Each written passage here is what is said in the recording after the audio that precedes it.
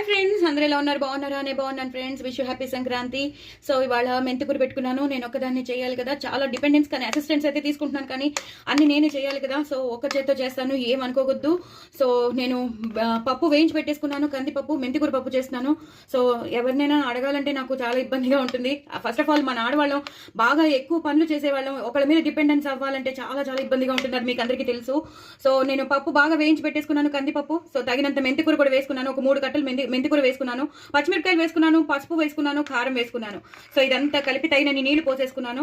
ఇప్పుడు నేను ఇలాగ కలిపేసుకుని దీన్ని ప్రెషర్ ప్యాన్ లో పెట్టేస్తున్నాను. బాగా మెత్తగా ఉడికిపోతుంది, అప్పుడు మనం పోపు వేసేసుకోవచ్చు. సో ఎంత ఈజీగా ఎంత కంఫర్ట్ గా చేసుకోవాలో అంత కంఫర్ట్ గా చేసేస్తాను. సో ఇంకా సిచ్యువేషన్స్ బట్టి కండిషన్స్ బట్టి మనం అడ్జస్ట్ అయిపోవాలి, అందుకే చెప్తున్నాను. సో మన 2 చేతులు ఉంటే మనకి ఎంతో ఇదిగా ఉంటుంది, బట్ ఇప్పుడు నాకు ఒకటే చేయి కాబట్టి ఒక చేతితో కొంచెం ఇబ్బంది అనిపిస్తుంది. మీరు కూడా నాతో పాటు అడ్జస్ట్ అయిపోండి, కానీ ఏది నేను మానలేదు, చేస్తూనే ఉన్నాను. సో ఇలాగ తప్పకుండా ఇలా పచ్చిమిరపకాయలు వేసి పసుపు కారం వేసేసుకుని మెంతికూర వేసేసుకోండి. మీకు తగినంత మెంతికూర, ఎక్కువ కావాల్సిన వాళ్ళు కొంచెం ఎక్కువ వేసేసుకోవచ్చు. ఓకేనా? చూసారు కదండి, పప్పు బాగా ఉడికిపోయింది. చూసారా, ఈ కన్సిస్టెన్సీలో నేను చేసుకున్నాను. మెంతికూరని బాగా మ్యాష్ చేసేసాను. సో చిన్న చిన్న కాడలు ఉంటే నా మటుకైతే పర్వాలేదు, మీరు మాత్రం చక్కగా కాడలు ఉంటే తీసేసుకోండి. నేనైతే అడ్జస్ట్ అయిపోతాను, బికాజ్ నాకు ఫ్రాక్చర్ అయింది కాబట్టి నేను ఈ కండిషన్స్కి, ఈ సిచ్యువేషన్స్కి నేను ఎలా అడ్జస్ట్ అయిపోవాలో అలా అడ్జస్ట్ అయిపోతాను. సో ఇప్పుడైతే బాగా మరిగిపోతుంది పప్పు. ఇప్పుడు కొంచెం మనం ఆవాల మెంతుల పొడి వేసుకుందాం. ఎంత మెంతికూర పప్పు చేసినా, ఏ పప్పు చేసినా కొంచెం ఆవాల మెంతుల పొడి వేస్తే చాలా బాగుంటుంది. అలాగే కొంచెం కరివేపాకు కూడా వేసేసుకుందాం. చాలా చాలా టేస్టీగా ఉంటుందండి మెంతికూర పప్పు, మీకు అందరికీ తెలుసున్నదే. అలాగే క్రష్ చేసిన వెల్లుల్లిపాయలు వేసేస్తాను, ఒక 3 వేసేసాను. వేసేసి ఇలా కలిపేసుకుంటానండి. అలాగే రుచికి తగినంత ఉప్పు వేసేస్తాను. నేను లెఫ్ట్ హ్యాండ్తోనే చేస్తున్నాను, ఏమనుకోవద్దు, నా చెయ్యి ఫ్రాక్చర్ అయింది. సో దీనికి రుచికి తగినంత నేను వేసేస్తాను.